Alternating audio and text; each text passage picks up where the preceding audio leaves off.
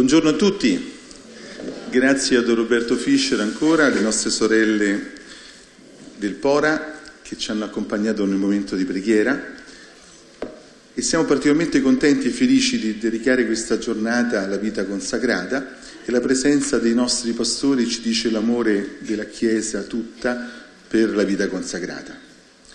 I religiosi, la società di vita apostolica, gli istituti secolari che sono qui ben rappresentati. Veniamo da un momento bello della nostra città, della nostra diocesi di Genova.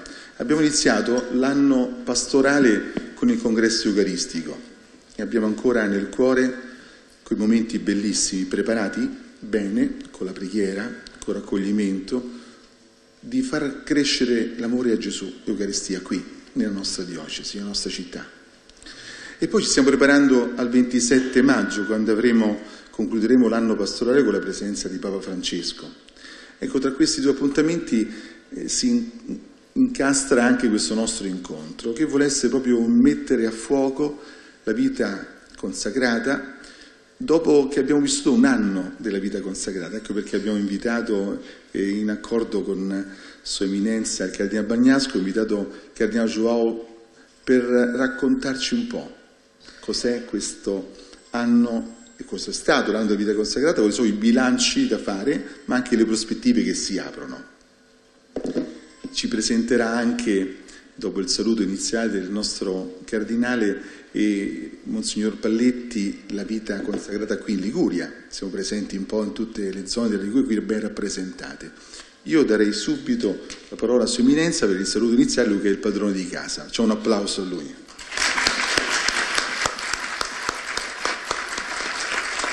Grazie cari amici, cari fratelli e sorelle della vita consacrata, non tanto e non solo per questo convegno quanto mai opportuno e significativo, ma soprattutto, innanzitutto, come spesso dico, per la vostra presenza, per il dono della vostra presenza a Genova in Liguria. Come ha detto Don Maurizio molto bene, che saluto e ringrazio, è bello pensare e vivere questo momento di convegno insieme a Sua Eminenza il Cardinale Joao come un momento di preparazione, anche questo, al grande appuntamento con il Santo Padre Francesco. Come spesso dico e dirò continuamente, vi prego anche voi di essere contagiosi in questa prospettiva, oltre che nella preghiera, nella presenza, nell'entusiasmo, nella gioia, che la visita del Santo Padre Francesco sabato 27 maggio non deve essere solamente un grande fatto della nostra cronaca genovese ligure, ma deve essere soprattutto, innanzitutto, un evento di grazia. Così è stato per il Congresso Eucaristico nazionale, opportunamente ricordato qui a Genova, veramente un grande momento di grazia, così volevamo che fosse, non un insieme di appuntamenti da rispettare, ma un evento da vivere, che vuol dire un incontro, l'incontro con il Signore Gesù nel sacramento dell'Eucaristia. Così è stato, così le testimonianze di vescovi e partecipanti da tutte le parti d'Italia hanno benevolmente manifestato e confermato, espresso, e questo è proprio grazia di Dio. Analogamente, ecco, la visita del Santo Padre vogliamo fortemente che sia questa. Ecco perché la preparazione spirituale, quindi la preghiera nelle vostre comunità, l'adorazione eucaristica, la preghiera vostra e di tutti coloro che incontrano voi, i bambini, i malati, eccetera, nei vostri servizi, perché questo appuntamento sia un evento di fede, di speranza, di grazia, vi prego proprio di portarla avanti, è decisiva. L'organizzazione è immensa e lo possiamo comprendere nel dettaglio e nei suoi momenti, tanto più intensa perché il tempo è stretto, è una giornata ovviamente, ma per gli appuntamenti e per tutto quello che riguarda l'organizzazione.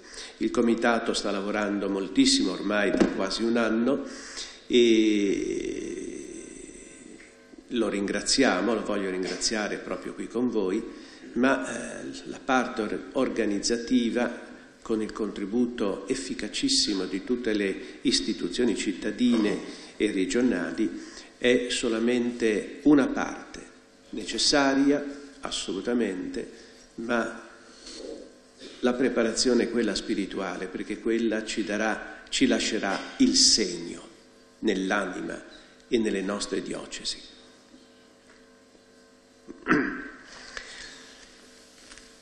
Altre volte, più di una volta, ho detto e ripetuto con generosità, ma sicuro, siamo tutti tentati, per carità, ma, aggiungeva, spesso lavoriamo male e quindi ci stanchiamo di più. E nel lavorare male vuol dire non il male materiale, l'organizzazione, i compiti, eccetera, ma male interiormente, lui spiegava. Male interiormente, cioè non con la motivazione sempre più alta, non con il sentimento sempre più puntuale, sempre più centrato. Perché lavoro? Perché questo gesto? Glorioso o nascosto? Umile o solenne? Perché, secondo le responsabilità, i compiti del momento? Perché? Per chi meglio?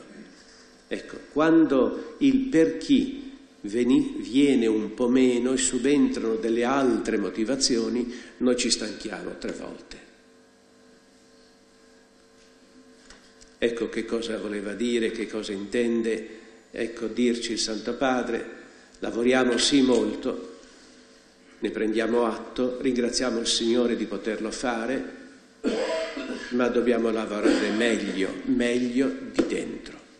E allora anche le nostre forze, pur consumandosi, saranno rigenerate proprio da una forza, da una grazia, da una presenza che non sono le soddisfazioni immediate o i successi del nostro operato, ma provengono dall'alto, non come un prodotto, ma come una grazia. E allora questa verità, questa centralità di Cristo nel nostro agire pastorale, nella nostra vita cristiana, ecco, dobbiamo ricordarcela sempre, come a dire, dobbiamo ricentrarci continuamente ogni giorno, perché altrimenti disperdiamo, non costruiamo, con grande dispendio di energie. Ma questo è affidato soprattutto a voi, anime della vita consacrata, che come una piramide rovesciata non sta in piedi sulla base, ma sta in piedi su un punto, sulla cima, che è appunto la presenza del Signore risorto. Ricordateci tutto questo sempre. Vi ringrazio, buon lavoro.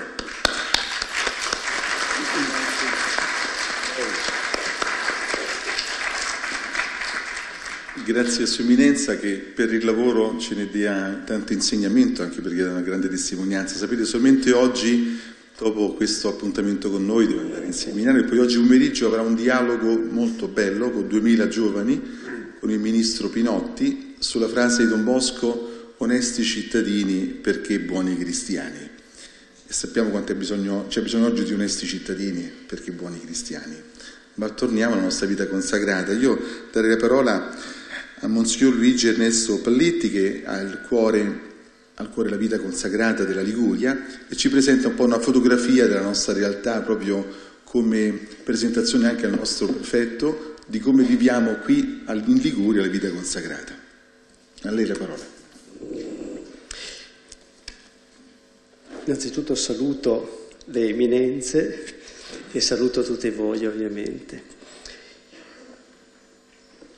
Parlare della vita consacrata, direi, fra di noi ci si conosce, dunque è abbastanza semplice. Riferire che cosa avviene ad altri, però, siccome questi altri non sono altri, perché uno è l'arcivescovo di Genova, l'altro è il prefetto e di conseguenza la vita consacrata la conoscono molto bene. Io partirei da un dato un po' freddo però significativo, che è un dato numerico, quello che mi avete appunto fatto avere.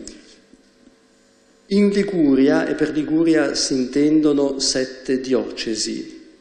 Dico questo perché una buona parte sono direttamente sul territorio ligure, ma se pensiamo per esempio a Tortona, la maggior parte non è sul territorio ligure, e altre sconfinano. Direi che ecco, l'unica è la Spezia, che ha proprio gli stessi confini della provincia, per cui una su 7, le altre 7 in qualche maniera hanno i loro confini allargati. Ecco, in queste diocesi noi abbiamo una presenza maschile di 45 congregazioni con 606 presenze, membri, di cui 529 sono religiosi consacrati sacerdoti e gli altri sono o, diciamo, consacrati laici oppure sono in itinere, chiamiamo seminaristi, ecco, usiamo un termine così molto generico, in preparazione poi alla professione ed eventualmente all'ordinazione. Mentre la parte femminile, che è super preponderante rispetto a quella maschile, vede 152 congregazioni e 2149 consacrate. Ecco, questo per avere 2 numeri, però anche i numeri hanno la loro importanza, perché danno una presenza, danno un peso. Cosa dire di questa vita consacrata? Beh, tanto direi che la vita consacrata parla da se stessa e per se stessa, perché il fatto, penso, della presenza sia sempre un parlare. Io vedo quando viene meno una vita consacrata all'interno di una diocesi.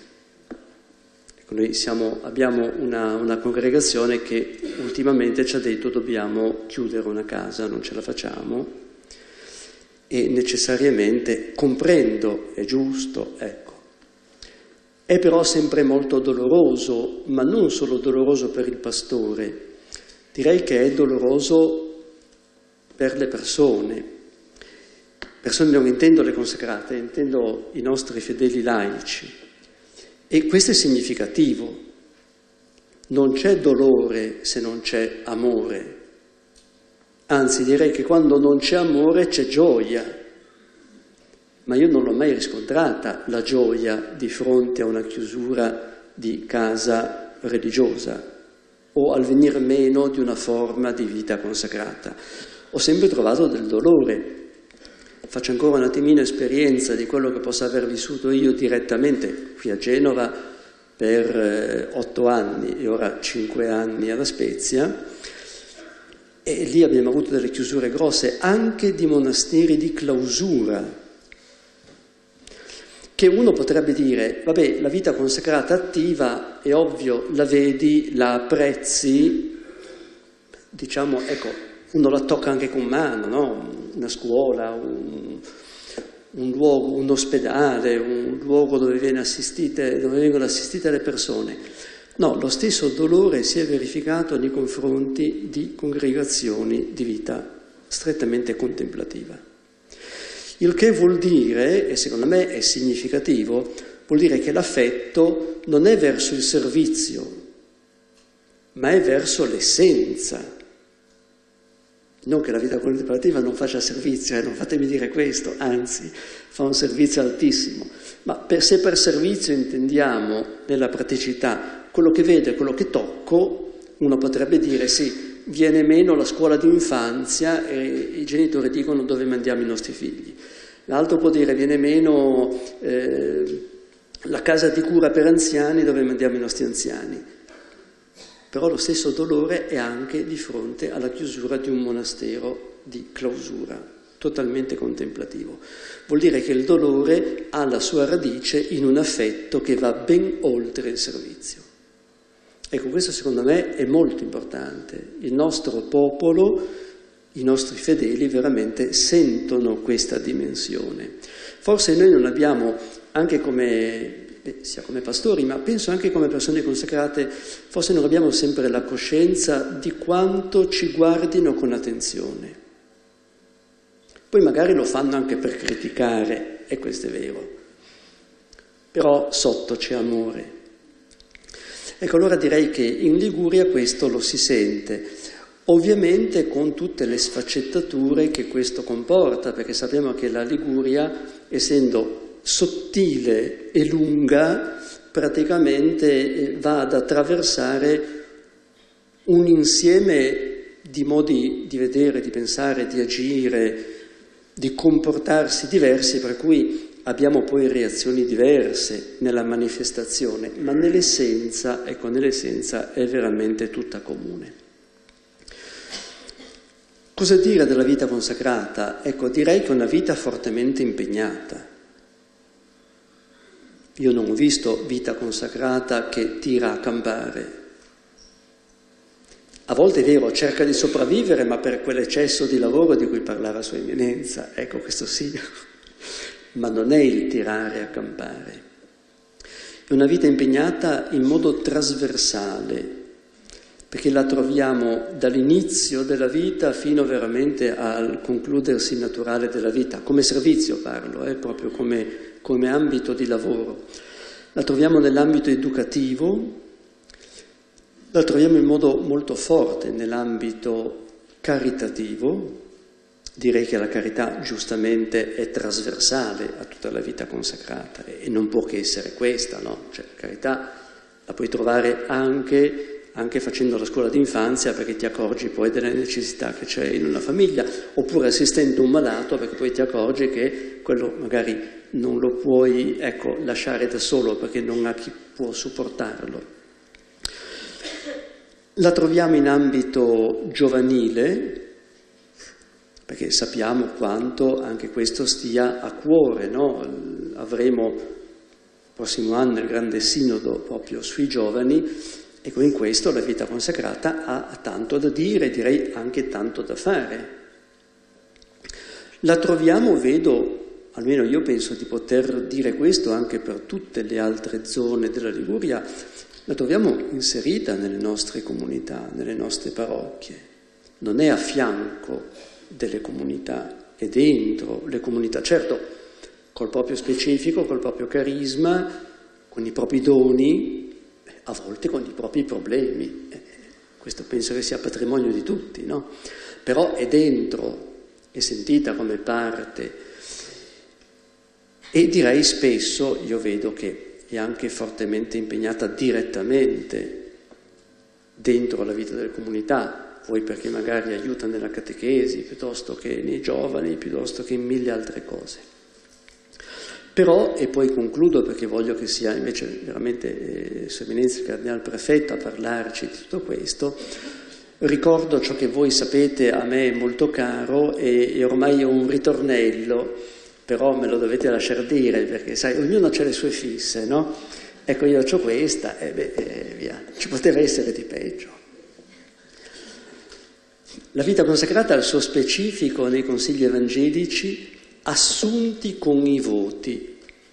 Questo è lo specifico, no? Assunti con i voti. Ma al suo cuore nell'incontro contemplativo con Dio. La contemplazione non è dei monasteri di clausura. Quello diventa poi un carisma particolare e unificante.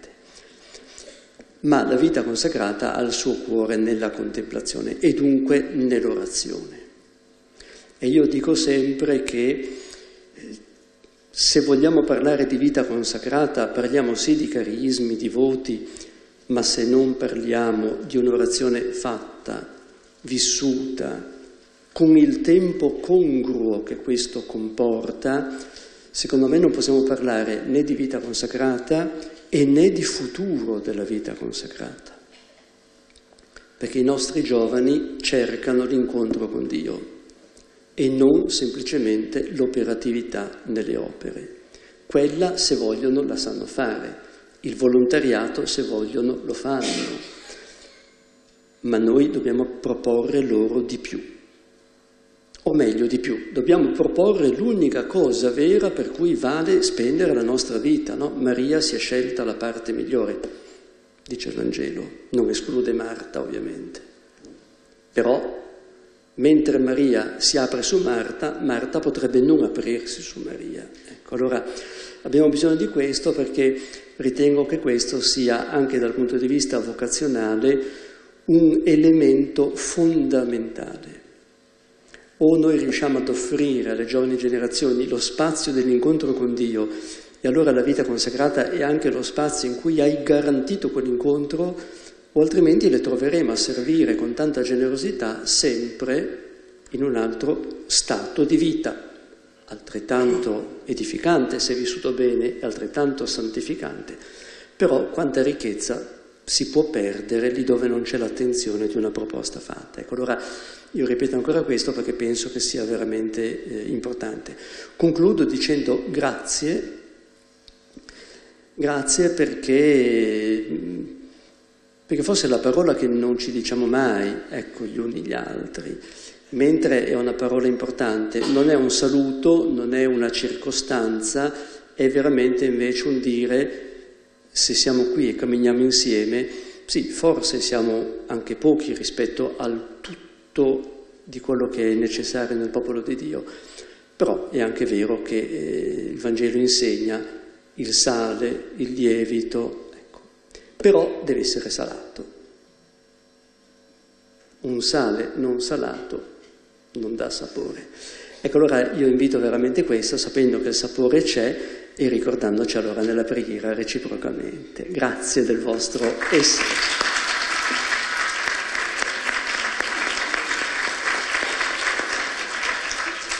Grazie a Monsignor Valletti che ci consegna anche lui questo amore della Chiesa, la Chiesa peregrina e la Chiesa mariana. Sapete, le due anime della nostra Chiesa, noi rappresentiamo come vita consacrata la Chiesa mariana, ma qui abbiamo la Chiesa istituzionale, la Chiesa peregrina che ci rimanda a Pietro, Sua Eminenza, il prefetto della congregazione della vita consacrata, ci rimanda all'amore proprio al nostro Papa. E quale giornata migliore se non quello di Santa Caterina da Siena per celebrare questo appuntamento nostro. C'è anche un vescovo che ci ha mandato un bel messaggio, Monsignor Straffieri, ci ha scritto che non poteva essere presente qui tra noi, ma pregava per noi. A me presentare il Cardinale João Bras de Avis, che ho avuto la fortuna di conoscere a Roma, e mi sono letto questo libro. Sapete che nel primo Angelus Papa Francesco ha detto: non faccio pubblicità ai miei cardinali, ma ho letto un bel libro che mi ha fatto bene quando ha presentato il libro sulla misericordia. Vi ricordate il primo Angelus?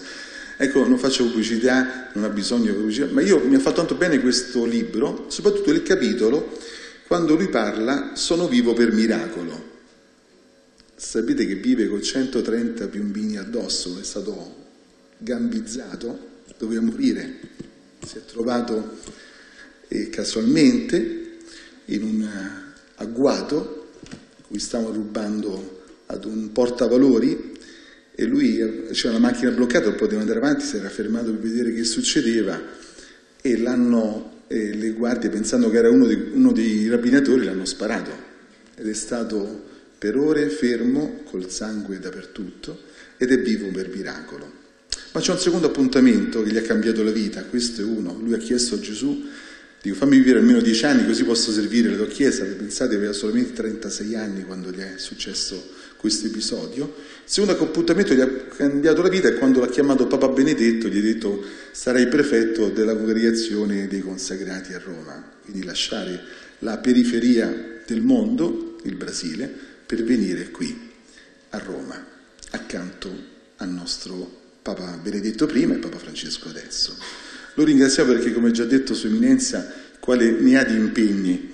Pensate, come Presidente della Conferenza Episcopale Italiana, come Presidente della Conferenza Episcopale Europea, ha un'agenda di quelle fittissime, ma anche João non scherza ad appuntamenti, quindi aver dedicato una giornata a noi è veramente un grande regalo.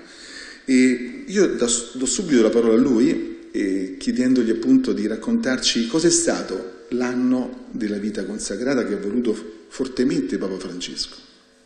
Qual è il bilancio che ha fatto la congregazione? E quali sono le prospettive che apre questo anno, che è stato tanto a cuore a Papa Francesco, che sta a cuore a noi, per una nuova primavera nella Chiesa? A lei la parola. Meno male che non sono stati molti miracoli raccontati. Bene. Sono molto contento di poter partecipare con voi consacrati e consacrati della Regione Liguria a questo incontro, ho visto che chiamate incontro annuale di formazione, mi sembra, no? E per questo ringrazio di cuore diciamo, quelli che hanno coordinato questo lavoro, ma in modo particolare anche al Cardinale Angelo Bagnasco, l'angelo di questa Chiesa, sì, Angelo, e anche naturalmente a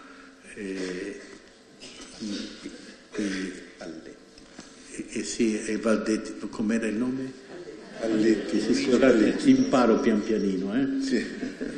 Sì, anche Monsignor Sanguinetti vorrei salutare perché è un padre della Chiesa, no? E così già con tanti meriti. E a ognuno di voi qui presenti per costruire insieme questa mattinata dico un grande grazie per la presenza e anche per la disponibilità, perché si sa che noi dobbiamo spostare tante cose per scegliere questi momenti, però che sono così significativi per tutti noi nel nostro cammino. Porto il saluto naturalmente di Sua Eccellenza Monsignor Carballo, il nostro segretario. Ho avuto la fortuna di avere un grande segretario prima, che era Monsignor Tobin, e adesso Monsignor Carballo. Papa Francesco sempre dice che noi due siamo un po' un pericolo perché andiamo troppo insieme. È vero veramente. Siamo sempre, ci confrontiamo fortemente e ci convertiamo anche davanti naturalmente a quello che ci orienta il Santo Padre, perché noi non abbiamo un pensiero nostro e vogliamo che venga veramente in evidenza il cuore del Santo Padre in tutto quello che facciamo. Chiediamo allo Spirito Santo che ci aiuti a discernere bene la nostra consacrazione in questo momento della storia umana e della Chiesa, momento ricchissimo. Chiediamo a Maria di poter vivere come lei, nella stessa forma della vita del Signore, suo Figlio, come dono nostro alla Chiesa. Questo, come dicevano quello che hanno parlato prima, il Cardinale Bagnasco, ma anche il Vescovo che assiste a voi, questo centro sul quale noi giriamo, che è Cristo. Un anno dedicato alla vita consacrata, 2015, e un altro anno di esperienza profonda della misericordia del Signore, 2016. Ci offrono l'occasione per prendere coscienza del cammino percorso e per inserirci più coscientemente nelle grandi linee di vita della Chiesa che la Chiesa ci propone. Sicuramente noi dobbiamo dire è un momento di grazia. Mai ho sentito così forte questo come in questo periodo, per grazia di Dio, forse per l'anno della vita consacrata, ma subito dopo anche l'anno della misericordia. Siamo contenti di cercare insieme, tutti noi, un possibile bilancio e allo stesso tempo di fissare alcune prospettive in vista di una testimonianza più profonda del dono ricevuto. È questo che noi vogliamo. La Congregazione per gli Istituti di Vita Consacrata e le Società di Vita Apostolica ha raccolto in un piccolo volume gli orientamenti emersi dall'Assemblea plenaria del Dicastero nel mese di novembre 2014 e nella successiva riflessione che ha coinvolto tutto l'anno della vita consacrata, forse di alcune iniziative anche alcuni di voi avete partecipato. Il volumetto che vi presento, forse molti già lo conoscono, che io riterrei non perché è venuto lì dalla congregazione, ma per il fatto che è nato molto in questo metodo sinodale, cioè aiutandoci insieme a capire le cose più importanti. Questo volumetto ci dà tanti commenti, verifiche, domande e anche risposte che sono interessanti per una valutazione in questo momento, quelle che possono anche usare, diciamo, anche nell'ambito della formazione, potrebbe aiutare molto. E naturalmente non è obbligo per nessuno, nemmeno io guadagno niente di fare questa pubblicità, però vedo che è uno strumento utile, allora lo faccio a voi. E dico a voi che quello che parlerò prendendo tutto questo praticamente di dentro di questa analisi, perché non è solo pensiero, è il pensiero del Santo Padre, le necessità che vediamo oggi e la riflessione e la vita che stiamo vivendo intorno a questo momento della vita consacrata. La consacrazione negli istituti di vita, cioè la congregazione ha fatto allora questo volumetto, frutto di questo cammino che abbiamo fatto. E noi siamo partiti qui da quel logion del Vangelo: nessuno versa vino nuovo in otri vecchi. Il vino nuovo è Gesù. Il Papa dice che sono anche i giovani. Altrimenti il vino spaccherà gli otri e si perdono vino e otri, ma vino nuovo in otri nuovi. Dal Vangelo di Marco al capitolo 2, versetto 22. Partendo di lì abbiamo cercato di raccogliere i grandi orizzonti aperti dal Concilio Vaticano II, la prima cosa, perché c'è un punto nodale, un punto centrale che è questo concilio. Di lì siamo partiti. Naturalmente il concilio parte dalla grande tradizione della Chiesa e di tutta la storia della Chiesa, di tutto quello che un concilio significa per una epoca, e noi sappiamo quanto questo concilio ha significato per noi. E oltre questi orizzonti, allora, abbiamo cercato di prendere coscienza delle sfide ancora aperte, e che è bello prendere coscienza di questo, che noi abbiamo identificato prima nell'approfondire la vocazione e l'identità della vita consacrata. Questo è sempre fondamentale. Cioè, qual è la nostra identità, la nostra vocazione? Cosa è essenziale nella nostra vocazione? Questo non possiamo mai perdere. Possiamo perdere tutto il resto meno questo. E anche cercare di trovare queste nuove scelte formative. Si vede che lì nella formazione dobbiamo lavorare molto, guardando anche alla dimensione dell'umanum, questo aspetto che viene tanto fuori adesso.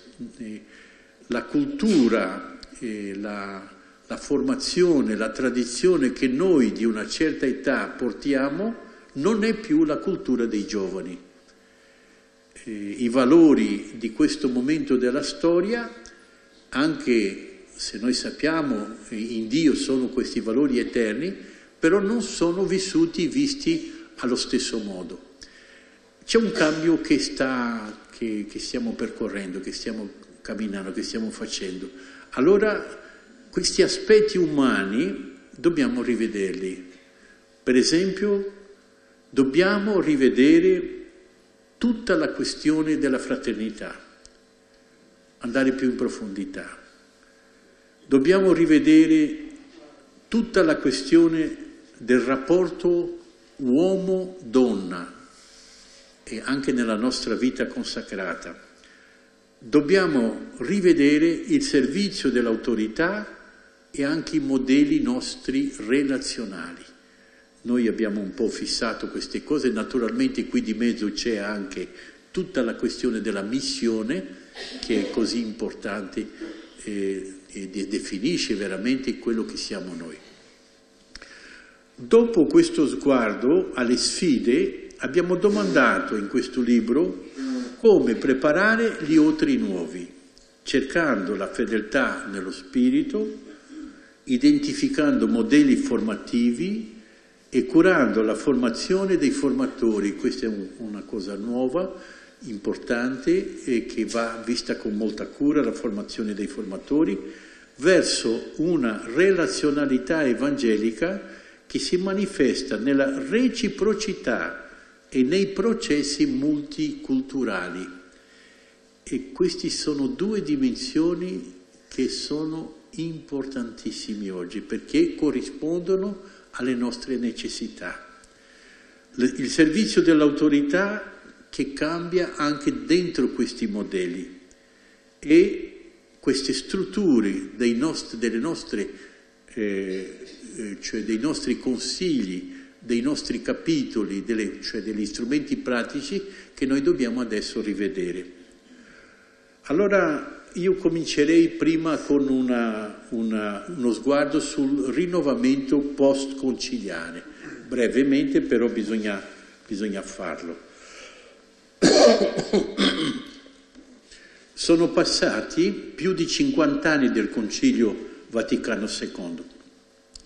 Papa Francesco, religioso come noi, gesuita, ci ha lanciato parole e gesti di forte stimolo per portare avanti il rinnovamento proposto dal Vaticano II per la vita consacrata. È stato abbondantissimo questo orientamento in questi ultimi 2 o 3 anni, tenendo presente quello che il Concilio diceva, le esigenze moderne, che è parlato e detto lì nel Perfecte Caritatis, nel decreto Perfecte Caritatis. Le basi teologiche ed ecclesiologiche del rinnovamento sono state messe in atto dai padri conciliari nel capitolo 6 della Lumen Gentium, e ricordare che questa Costituzione dogmatica sulla Chiesa guarda tutta la Chiesa come popolo di Dio, cioè il punto di partenza è questo. E dopo vedi anche i consacrati come parte di questo popolo di Dio. Questa è una visione importantissima, perché noi ci sentiamo veramente inseriti al corpo della Chiesa. Infatti dopo il documento farà Perfecte Caritatis darà questa conclusione, e anche la Lumen Gentium, che la vita consacrata non è un appendice nella Chiesa, ma è parte costituente della Chiesa, parte essenziale della Chiesa. E oggi questo è venuto fuori soprattutto quando noi parliamo dell'ultimo documento della dottrina della fede, Juvenescit Ecclesia, sui rapporti gerarchia e carismi. Dopo torniamo a questo. E questo aggiornamento che la Lumen Gentium propone per la vita consacrata è un aggiornamento spirituale, cioè per primo, cioè questa dimensione è fondamentale, un aggiornamento ecclesiale, e qui anche in riguardo diciamo al modello che ci è proposto adesso di popolo di Dio, è un rinnovamento carismatico, perché dobbiamo, diciamo, alleggerire e purificare il nostro cammino di tante cariche storiche che non sono centrali, per lasciare venire fuori un'altra volta quello che è centrale dei nostri fondatori e fondatrici, e anche un cambio, un aggiornamento che è istituzionale, e qui anche delle strutture che devono cambiare per poter mettere a posto, far questa vita consacrata venire più in evidenza. Possiamo dire oggi che il Concilio Vaticano II ha generato impulsi prima, dopo ci ha dato dei metodi di grandi efficacia per questo aggiornamento. Dobbiamo riprendere il Concilio, senza paura, riproporre questo decreto e questa Costituzione per quello che riguarda la vita consacrata, naturalmente con tutto il magistero posteriore, soprattutto quello di Papa Giovanni Paolo II, prima e adesso di Francesco, ma prima con quella grandissima Costituzione post-sinodale, esortazione post-sinodale, vita consacrata. Noi possiamo dire, prima del concilio, la vita consacrata, nelle sue manifestazioni e strutture, abbiamo visto che era una forza compatta, operativa, per la vita e la missione di una Chiesa militante che si percepiva però in continua opposizione al mondo. Era una visione di fondo che in quel periodo era presente e questo allora dava alla vita consacrata un modo di essere, una faccia che corrispondeva a questa posizione. Nella nuova stagione di apertura e di dialogo col mondo, qui il cambiamento è la Gaudium et Spes, cioè non più la condanna semplicemente del mondo, ma il dialogo con il mondo per poter entrare in questa dinamica, in questa novità della vita del Vangelo che fermenta, che cambia dal di dentro la società. Allora la vita consacrata si è spinta in prima linea nell'esplorare, a beneficio di tutto il corpo ecclesiale, le coordinate di una nuova relazione Chiesa-mondo. Questo è molto buono, questa è una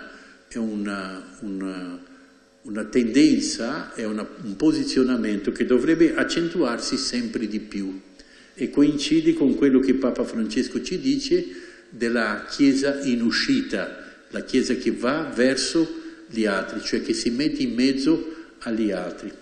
Io sono stato generosamente ospitato lì dai salesiani e ho visto che è impossibile vedere un salesiano senza vedere un giovane vicino al salesiano, no? Infatti era pieno di giovani lì. Cioè, è questo essere vicino al proprio campo, diciamo indicato dai nostri fondatori, però in mezzo al mondo. E in questa linea di dialogo e di accoglienza la vita consacrata ha normalmente anche, se non sempre, abbracciato generosamente i rischi di questa nuova avventura e apertura, di ascolto e di servizio. Anche noi lì al Dicastero abbiamo cambiato molto la posizione nostra. Cioè anche il Papa ci dice tante volte, dice non tanto stare a indicare strade, a comandare, però ad accogliere quello che arriva, a penetrare nelle situazioni di dolore dell'umanità, anche della vita consacrata. Io sto imparando anche ad andare dietro i casi impossibili della vita consacrata, quelli che sono ormai scartati, vinti, che non hanno più soluzione, che si sono un po' messi da parte, perché ho visto che c'è tanto dolore che bisogna ancora essere un po' rivisto, sì. Allora apertura, ascolto e servizio. Il carismi e il patrimonio spirituale della vita consacrata in questo nuovo clima sono stati messi con fiducia a disposizione di questa nuova relazione, ma allo stesso tempo ha richiesto correre il rischio di questi nuovi percorsi. Per questo la parola Sua Eminenza il Cardinale Bagnasco e anche dal Vescovo che accompagna voi era importante in questo senso, no? C'è questo nucleo centrale che noi portiamo in noi. In questo periodo post-conciliare sono stati rielaborati i testi normativi e le forme istituzionali in modo da conformarsi al nuovo codice di diritto canonico del 1983. È rimasto molto ricco questo perché è adattato allo spirito del Concilio. Un grande impegno è stato profuso da ciascuna famiglia religiosa nella rilettura e nell'interpretazione della ispirazione primitiva degli istituti. Questo è della Perfecte Caritatis. Cioè, quella ispirazione primitiva dei fondatori, delle fondatrici, tornare lì, a quello che è essenziale. Questo lavoro aveva principalmente due scopi. Prima, custodire fedelmente l'intendimento e i progetti dei fondatori. È lì che dobbiamo custodire, è questo che dobbiamo custodire, la lingua, la cultura, i posti, le tradizioni di cibo, di bevande, tutto questo è bello, ma non è l'essenziale. Invece l'essenziale è quella intuizione che ha portato, diciamo, un pezzo di Vangelo, di Regno di Dio, a una necessità che il carisma, al quale il carisma corrisponde, però nella consacrazione totale al Signore. Questa è una prima cosa. Una seconda cosa, riproporre con coraggio e con l'intraprendenza, l'iniziativa e la santità dei fondatori. Cioè i fondatori non sono solo persone che hanno avuto una grande intuizione, un grande carisma, ma sono stati persone che non hanno misurato le difficoltà. È impressionante come nei fondatori c'è la fiducia nella presenza viva del Signore e lavorano come se tutto fosse possibile, anche le cose che sembrano impossibili. Perché? Perché sentono di dover rispondere ai segni dei tempi che emergono in quel momento della storia e che forse dopo continuano, come noi vediamo. Nuovi itinerari formativi, adeguamento di strutture di governo e di gestione di patrimonio economico e delle attività sono stati messi in atto con molta responsabilità e fede, lo vediamo, c'è tutto un movimento, noi lì della congregazione è più facile vedere questo perché siamo in contatto con tutto il mondo e ogni giorno ci arrivano più o meno 100 corrispondenze di tutte le parti, in tutti i sensi. I papi di questo periodo hanno sostenuto generosamente con il suo magistero il cammino della vita consacrata, aiutando a consolidare le nuove convinzioni, a discernere i nuovi percorsi, a orientare con sapienza e senso ecclesiale le nuove scelte di presenza e di servizio in costante ascolto degli appelli dello Spirito. Questo lo sentiamo e dobbiamo ringraziare Dio che la Chiesa abbia questo altoparlante Petrino, no? Questa voce mondiale. Oggi vediamo forse in un periodo di tanta mancanza di leader grandi, il Papa è quella voce che ancora risuona forte in tutte le parti, con la sua debolezza, con la sua semplicità, però con il vigore della forza del Vangelo, della forza di Gesù. In modo molto speciale l'esortazione apostolica Vita consacrata del 1996, con la contemplazione e il riferimento frontale al mistero della Santissima Trinità, questa è sicuramente una novità, illumina il senso della consacrazione. Vedi anche i voti in questa luce. Capendola, questo per me era sempre stata una grande gioia, come confessio Trinitatis, confessare, testimoniare la Trinità. Anche, non solo diciamo confessare come adorazione, ma anche nel suo cimentarsi con la sfida della vita fraterna, cioè capire nei rapporti umani i riflessi della vita trinitaria. Questo è un punto che noi dobbiamo fare molta attenzione, perché qui c'è, a me mi sembra, uno di questi, io non so come il cardinale Bagnasco ha parlato, vediamo se ricordo, ma mi sembrava tanto bello,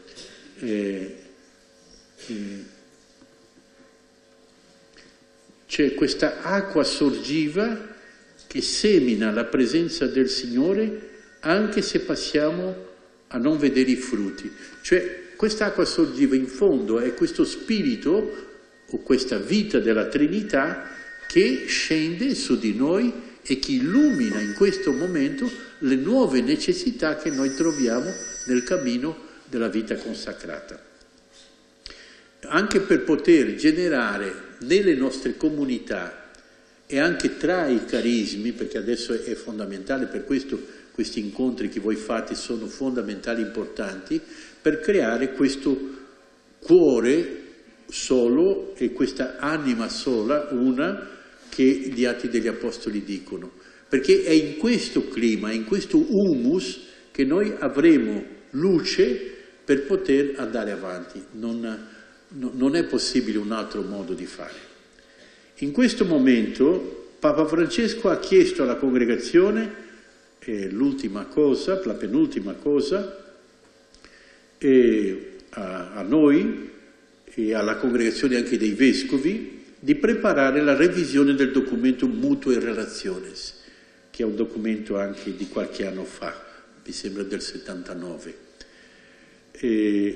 E dall'altra parte la Congregazione per la Dottrina della Fede ci ha dato adesso, dopo 16 anni di studio, ci ha dato il documento Iuve Nescit Ecclesia.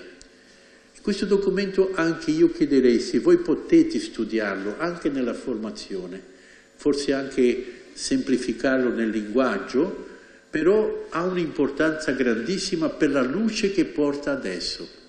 Capiremo cose nuove se capiamo quello che la Chiesa ci sta dicendo. Noi siamo stati molto aiutati nel nostro lavoro per Mutue Relationes per via di questo documento. Lo stiamo cercando veramente di introdurre dentro questo nuovo documento. Allargheremo, diciamo, queste relazioni non solo tra vescovi superiori, ma diciamo in tutti i rapporti che toccano la vita consacrata dentro la Chiesa. C'è lì un approfondimento lucido delle relazioni tra vescovi consacrati, alla luce di due punti fondamentali, l'ecclesiologia e le spiritualità di comunione, e abbiamo ripreso, su richiesta di Papa Francesco, il linguaggio che Papa San Giovanni Paolo II ha detto, la coessenzialità dei due principi di gerarchia e carismi nella Chiesa. Cioè i carismi, come la gerarchia, è coessenziale, è essenziale come la gerarchia. Il carisma non proviene direttamente dal vescovo, il carisma proviene dallo Spirito, però dopo è confermato dal vescovo, ma questo equilibrio solo si capisce se noi veramente prendiamo coscienza di questa coessenzialità. E questo è un passo nuovo che stiamo approfondendo adesso e che aiuterà a superare tante difficoltà che ancora abbiamo oggi. Ora l'esperienza dell'anno della vita consacrata e del Giubileo della Misericordia ci spingono ad aprire nuovi percorsi. Siamo interpellati dall'evoluzione sociale, economica, politica, scientifica e tecnologica. Settori che un tempo erano assunti dal zelo della vita consacrata, oggi sono condotti dallo Stato, non più da noi. Nuove e inedite emergenze, nuove povertà, il moltiplicarsi del volontariato, l'apertura alle nuove frontiere della missione, soprattutto nella fondazione di nuove chiese. Tutto questo crea un nuovo contesto alla vita consacrata, cioè ci sono campi nuovi. Siamo passati da situazioni monoculturali alla sfida della multiculturalità, con comunità internazionali presenti in contesti sconosciuti o multireligiosi, inseriti in contesti difficili e a rischio di varie forme di violenza, e in molti casi sono andati in crisi gli schemi formativi tradizionali, non bastano più, è come un piede che è cresciuto e la scarpa è rimasta piccola. cioè bisogna cambiare la scarpa, perché per cambiare il piede è impossibile, insomma, no? Ecco. Questa novità percepita come ricchezza, queste novità portano anche tensioni e generano una sensazione diffusa di fatica che tutti noi sentiamo, tutti noi. Capiamo sempre di più che da soli non saremo capaci di realizzare questo necessario passaggio. Siamo in un passaggio, però è un passaggio in cui Dio sta agendo. Dobbiamo tener conto di che non siamo noi, è Lui che sta lavorando forte. Gesù dice che il Padre lavora sempre, no? Allora sta lavorando. Allora, questo un poco, diciamo, alcune cose riguardo al concilio, riguardo al post-concilio. Adesso io non so quanto tempo tu mi dai ancora, forse 11 finiamo. Alle 11 finiamo? Posso questi 20 minuti? Benissimo. Sfide ancora aperte. Partiamo da una constatazione, forse che per voi e per noi è accettata. Ogni sistema stabilizzato tende a resistere al cambiamento e si adopera per mantenere la sua posizione, a volte occultando le incongruenze, altre volte accettando di opacizzare vecchio e nuovo, o negando la realtà e le frizioni in nome di una concordia fittizia, o persino dissimulando le proprie finalità con aggiustamenti di superficie. Purtroppo non mancano esempi dove si riscontra l'adesione puramente formale senza la dovuta conversione del cuore. E questo abbiamo constatato in questo nostro libricino e anche vedendo un po' le situazioni in modo generale. In un momento come quello attuale, in cui si verifica un alto numero di abbandoni della vita consacrata, quest'anno scorso sono stati per 1 milione di consacrati nel mondo, per 2000 più o meno ordini e congregazioni, diciamo istituti, sono state 2200 uscite che vanno dalle giovani di voto, 2 o 3 anni di voto definitivo, fino a suore di 70-80 anni. C'è stata una che è stata veramente per noi un caso anche di un po' di ridere un po', perché una suora a 80 anni mi ha scritto dicendo che usciva cosciente che doveva uscire perché doveva ancora realizzare una parte della sua vita che era la maternità. E allora usciva per adottare un bambino per poter essere mamma. E infatti è uscita e ha preso questo bambino. Sì. Dio la benedirà lo stesso, no? Però, povera donna, no? Fosse andata un po' prima, no? Ecco. Anche il bambino. Ci sono abbandoni dopo l'iter formativo, e sono molti, le superiori generali lo sanno. Ci sono anche abbandoni in età avanzata, in ogni contesto geografico e di tutte le parti del mondo, in ogni contesto culturale.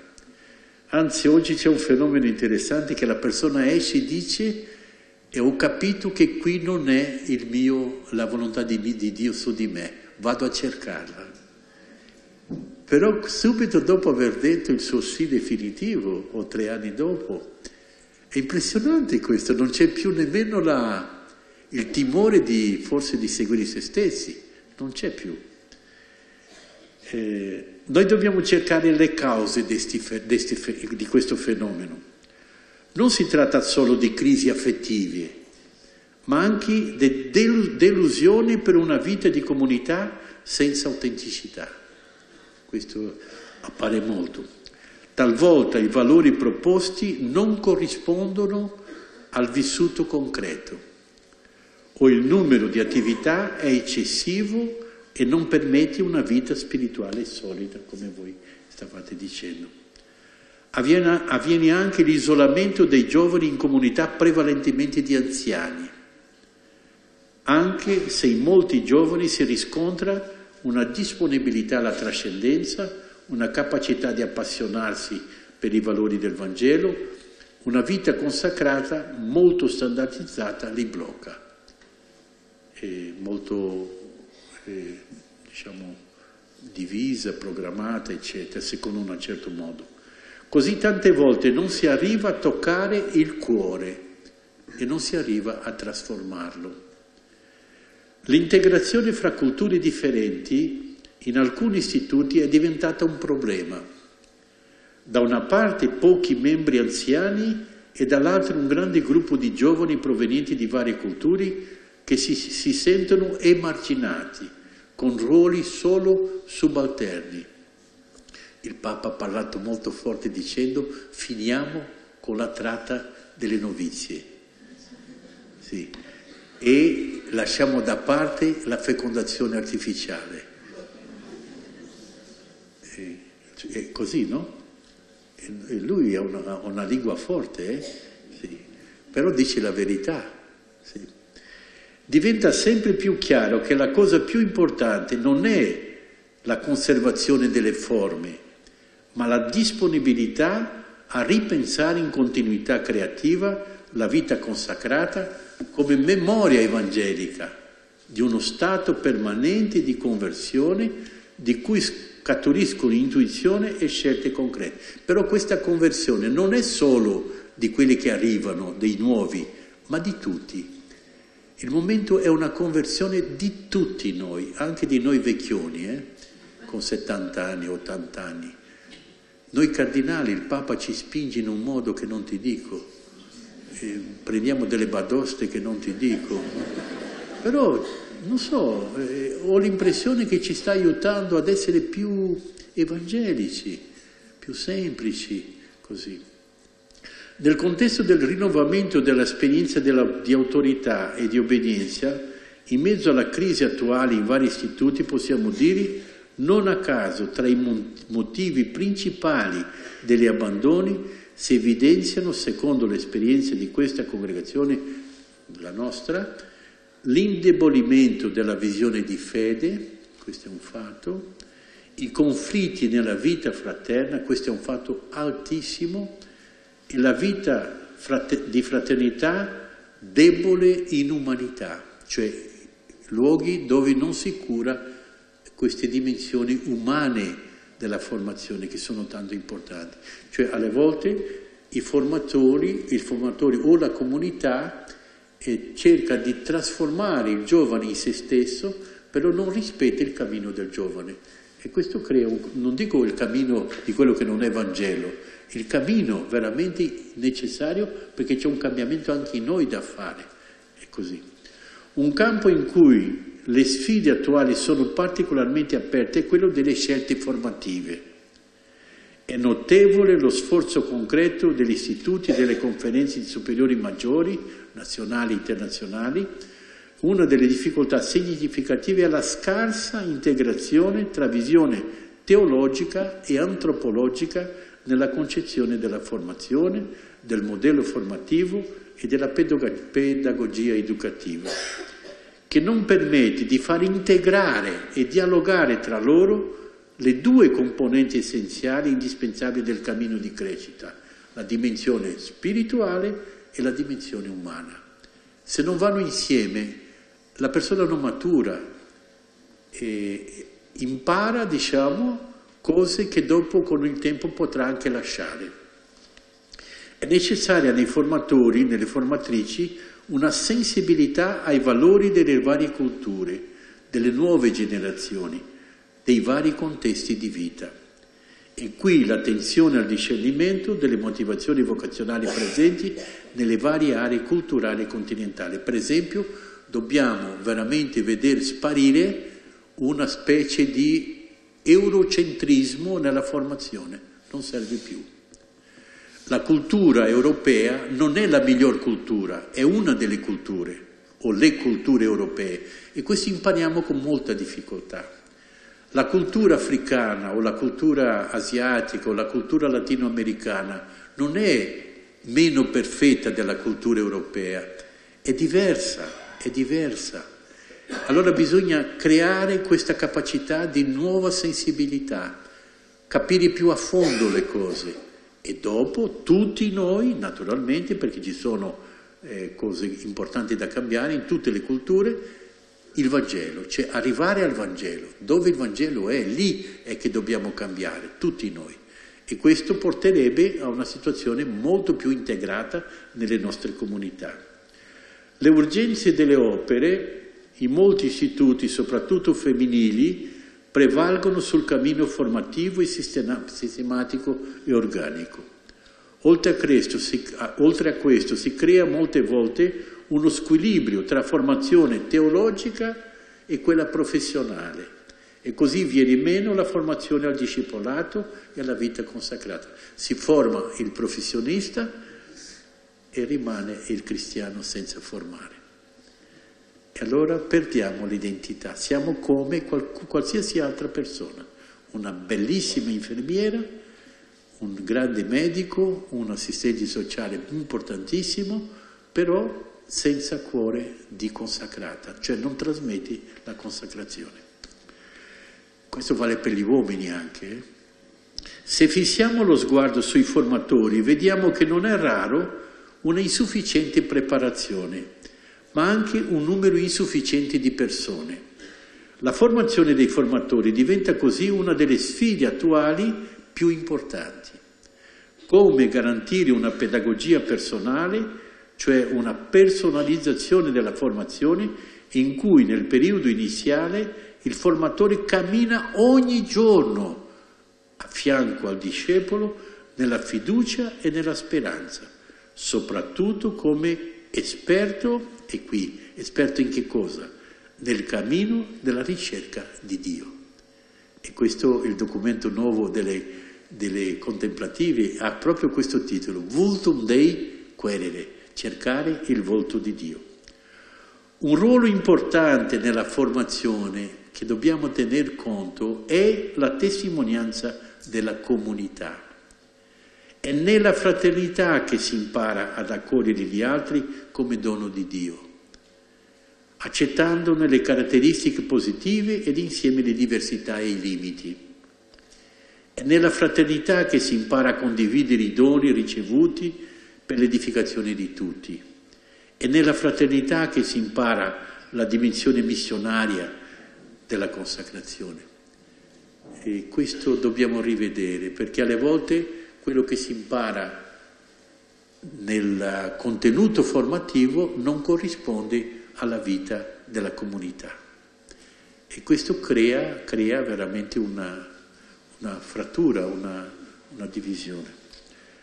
Riguardo alla formazione permanente o continua, essa dovrà ancora diventare una vera cultura. Noi dobbiamo uscire dalla idea che siamo formati. Noi non siamo formati. I discepoli di Gesù saranno formati quando daranno l'ultimo respiro. Lì, in quel giorno, sei formato. Prima no. Dall'utero materno all'ultimo respiro siamo in formazione. Dobbiamo riprendere, e questo farà diventare dinamica la nostra vita. L'enunciazione di concetti teorici e la capacità di revisione, di verifica del vissuto concreto vanno insieme nella comunità, non può essere una cosa sola. Dobbiamo riprendere, rimettere in discussione il nostro modo di vivere. E qui entra tutto, entra castità, entra povertà, entra l'obbedienza. Allora dobbiamo anche fare una seria iniziazione al governo per superare l'improvvisazione e l'esercizio improprio e lacunoso, e in alcuni casi anche l'esercizio dell'autorità profondamente squilibrato, che sta bruciando generazioni. Non parliamo di fizione, parliamo di cose reali. Io potrei raccontare a voi alcune esperienze che fanno piangere. Non è una questione solo di autorità, ma c'è anche il problema dell'autorità. Persone che rimangono nel potere per 35 anni e dopo cambiano le Costituzioni per morire superiori. Dico, che bella figura, no? Cioè, imbecillizzano tutta una comunità, perché sono loro che sanno fare, che hanno il carisma. Questa è una bugia. Il carisma è in chi ha dato il suo sì al Signore in quella famiglia, il suo sì definitivo. Allora bisogna trovare tutti insieme questo carisma. Bisogna rivedere l'autorità. Se rimaniamo ancora nella dimensione umana, ho ancora 6 minuti, la questione della reciprocità tra uomo e donna. Siamo eredi nei modelli di vita, nelle strutture di organizzazione e di governo, nel linguaggio e nell'immaginario collettivo di una mentalità che poneva in risalto profonde differenze fra l'uomo e la donna, a scapito della loro pari dignità. Cioè Dio li ha creato uomo e donna e tutti e due sono immagini di Dio. Anche nella Chiesa e non solo nella società, molteplici pregiudizi unilaterali impedivano di riconoscere le doti del vero genio femminile. Chi lo dice questo è San Giovanni Paolo II. E il contributo originale delle donne. Questo tipo di sottovalutazione ha toccato particolarmente le donne consacrate, tenute ai margini della Chiesa, ai margini della pastorale, ai margini della missione della Chiesa. Certo è un'affermazione assoluta, non è troppo così, ma è così, è così. Questo scenario ha cominciato a cambiare a partire del Concilio Vaticano II, ma non si è ancora raggiunta una sintesi equilibrata e una purificazione degli schemi, dei modelli ereditati dal passato. Persistono ancora ostacoli nelle strutture e permane non poca differenza quando si verifica l'occasione di dare alle donne spazi di partecipazione in vari settori a tutti i livelli, anche nei processi di elaborazione delle decisioni, soprattutto in ciò che le riguarda.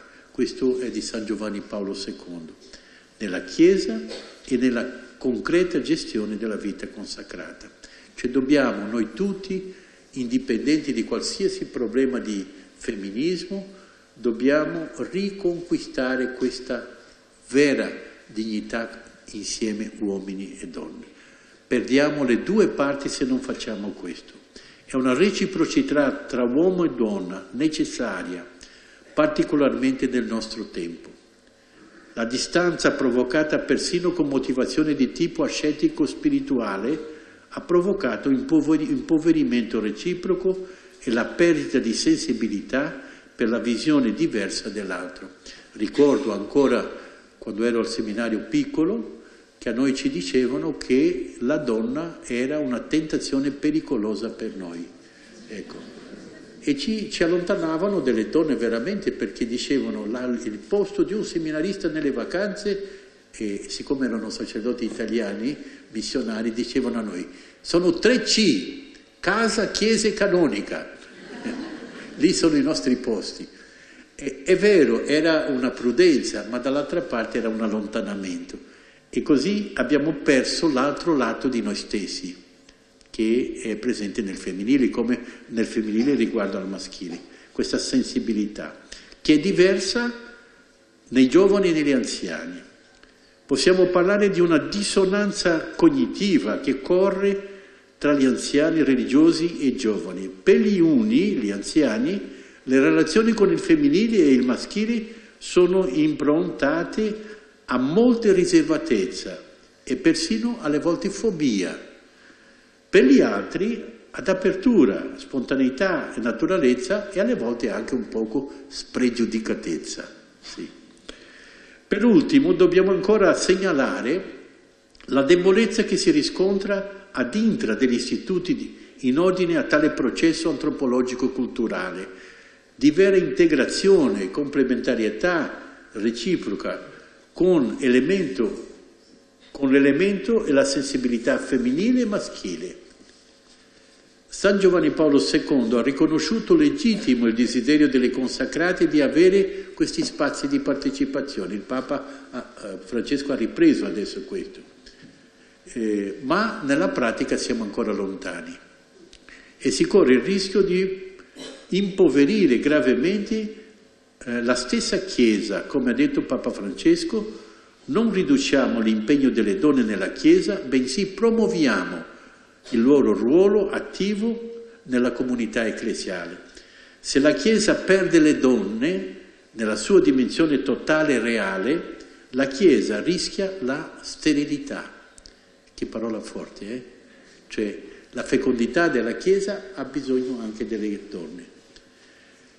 Il servizio dell'autorità è l'ultima cosa, e dopo finisco, mancano 3 minuti.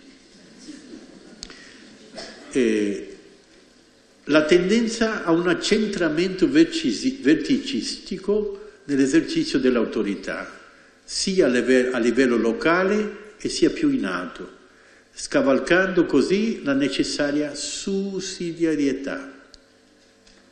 E questo può risultare anche sospetta l'insistenza di alcuni superiori sul carattere personale della loro autorità, fino a quasi vanificare la collaborazione dei consigli, convinti di rispondere automaticamente alla propria coscienza perché loro sono i depositari della volontà di Dio. Di qui una debole o inefficace corresponsabilità nella prassi di governo o, nel caso, l'assenza di convenienti deleghe. Il governo non può certo accentrarsi nelle mani di un solo, aggirando così i divieti canonici. Sono molto chiari. Ancora in diversi istituti ci sono superiori e superiori che non tengono nel debito conto le decisioni capitolari. Cioè il capitolo è fatto e dopo rimane lì, perché il superiore ha la sua testa. Questo è contro la volontà di Dio. Quel superiore lì è fuori del regno di Dio. Dovrà dopo penare un po' nel purgatorio, Sì. Maggioranze precostituiti, uso della logica degli schieramenti per risolvere questioni gravi, sono comportamenti di governo fuori di qualsiasi logica evangelica. Abbiamo dovuto ultimamente risanare tutta la storia di un istituto in cui tutti i capitoli erano manipolati da un gruppo di 3 suore. E abbiamo deposto anche la madre, perché dico questa dovrà imparare prima a obbedire, no? Perché non può essere così. Superiori che si fossilizzano nel potere al punto, in alcuni casi, di cambiare anche le Costituzioni, producono un grande male ai loro carismi e neutralizzano la crescita di tanti altri fratelli e sorelle che potrebbero aiutare di più la comunità. La conversione di tanti superiori e superiore, perché possono veramente aiutare a discernere la volontà di Dio, è oggi indispensabile. In alcuni casi più estremi ci sono superiori che bruciano la maturità di tutta una generazione di consacrati, costruendo relazioni malaticie di dipendenza e di schiavitù. Al dicastero dobbiamo spesso intervenire per sanare queste situazioni. Io vi parlo di cose molto concrete e non poche anche. Tener presente che l'obbedienza vera non può fare a meno di mettere al primo posto l'obbedienza a Dio, tanto il superiore, l'autorità, quanto il discepolo sono chiamati a un'autorità e a un'obbedienza come quella di Gesù. L'obbedienza che per noi è modello è quella di Gesù.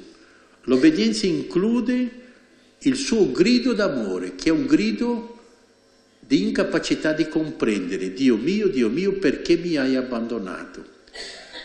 È un grido d'amore, però è un grido. Cioè la ragione non funziona più. E lì il bello che il silenzio del Padre e il sì doloroso di Gesù sono dati in vista proprio dell'amore e dell'obbedienza, però sono dati in rispetto anche alla nostra condizione umana. In questo senso allora dobbiamo attingere questo modello. Non va diminuita l'obbedienza è una cosa seria e grande e che oltrepassa anche la nostra intelligenza, però bisogna cercare di trovare questa obbedienza di Dio, non le, diciamo, non so come dire, queste cose che noi facciamo alle volte senza convertirci, perché da una parte e l'altra facciamo male. Per ultimo solo cito, non commento, ma stiamo lavorando, è la gestione dei beni ecclesiastici. Solo dico che noi consacrati abbiamo tanti soldi, 52% dei soldi dello IOR sono dei consacrati. IOR è Istituto per le Opere di Religione. Cioè, la Banca del Vaticano ha 52% di soldi che sono i nostri soldi. Grazie a Dio che fossero 100%, non c'è problema. Però tante volte siamo diventati capitalisti. Non sappiamo più aiutarci insieme a passare i beni da una parte all'altra, di confidare di più nella provvidenza che nel conto della banca. Cioè c'è un cambiamento da fare. Non abbiamo più capito come fare professionalmente l'amministrazione dei beni. Il Santo Padre ha chiesto, noi già abbiamo realizzato 2 simposi per poter aiutare in questo rinnovamento. Alla fine vorrei solo dire così, finendo. Il Concilio ha chiesto 3 cose, diciamo, a noi che sono fondamentali. Seguire Gesù, prima cosa, recuperare il carisma nella sua genuinità e terza cosa, dialogare con la cultura del nostro momento storico. Queste 3 cose. Allora noi vogliamo percorrere questo cammino, entrare in queste dimensioni nuove, senza paura, però lasciarci guidare dal Signore, non dalle cose che noi abbiamo accumulato, sia di strutture, di case, di soldi, di tutto quello che vogliamo, ma lasciarci guidare dal Signore, disponibili a Lui, e Lui farà di noi anche oggi cose nuove. Grazie.